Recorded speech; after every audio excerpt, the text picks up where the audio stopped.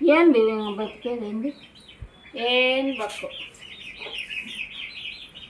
ఇది అవి రెండు ఇవి అవి మూడు ఇవి రెండు కలిపి పెట్టు.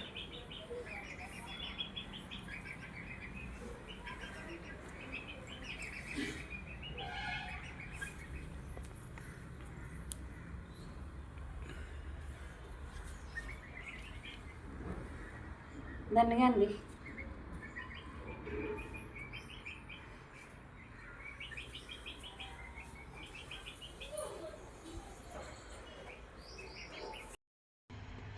సార్ నమస్కారం సార్ అందరికీ. మాకు ఇట్లా కుక్కల బెడద చాలా పెద్దగా ఉన్నాయి.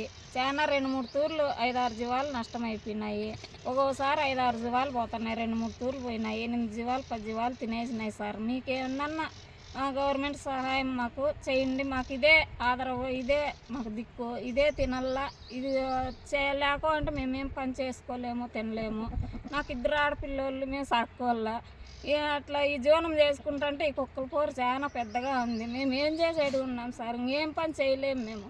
ఇదే జీవనం. నా మూడు ఏం పని చేయలేను, నేను ఏం పని చేయలేను. 10 జీవాలు పెట్టుకొని అట్లా పోతా అంటే ఈ కుక్కలు చాలా బరువుగా పెరికేస్తున్నాయి.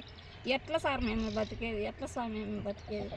మహానుభావులు అలా కాపాడండి స్వామి. ఈ కుక్కల భారం ఉంటే మమ్మల్ని గంటకేయండి స్వామి. ఇంకే 2 లక్షల రూపాయలు దాకా మాకు చాలా నష్టం అయిపోయింది. ఇదే స్వామి మీకు కోరుకుంటాండేది, ఇంకేం లేదు. కుక్కల భారం ఉంటే మాకు కాపాడండి.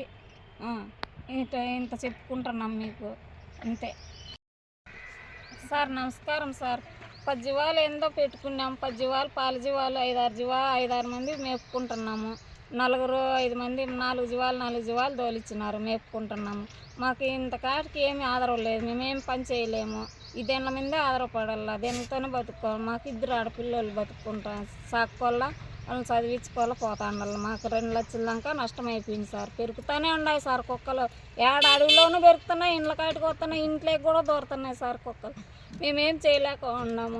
మీరే ఏమన్నా కరుణించి చేస్తే మేము మీ మీద దయదలిచి ఉంటాము. 2 లక్షల రూపాయల దాకా నష్టం సార్. మాకు ఏమీ చేయలేక ఉన్నాం సార్. మేమిద్దరము అట్లా వల్ల మేము అల్లాలేము, చేసుకోలేము. 10 జీవాలు మేపుకుంటా ఈ పాల జీవాలు తోలుకున్నాము. 1/2 జీవాలు పాల జీవాలు ఉన్నాయి. వాళ్ళకి కూడా మేము ఇప్పుడు సమాధానం చెప్పాలా.